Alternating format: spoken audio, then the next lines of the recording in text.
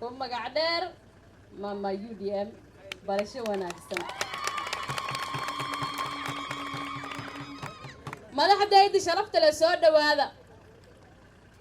dalkii hore waxaan idinku dhaweyn jiray oo maleynaa anigoo martay waxaad iigu imaadeen makaankaygi meeshii aan ku soo barbaaray gobolkii leegu dhalay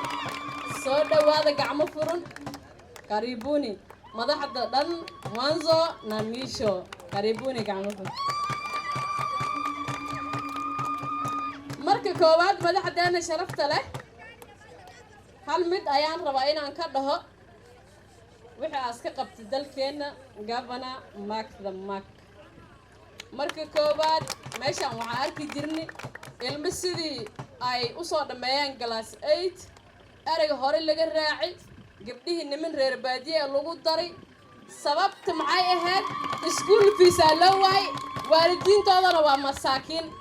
hablii shandalka ahay hadda galaas ku laabtay sababta iskuulka free meeshaan anaa ku dhashay anaa ku soo koray wadaanaan jiidi jiri garbaas muruq iga gal anoo 2 jir ay tuuri gashay hadda waxaa idiin sheegaa naftu waa bii nolosha waa caana firishaan noola suri guriga hooyaday xaali firishaan ku weysaystay danka caanaha haddaa u kaca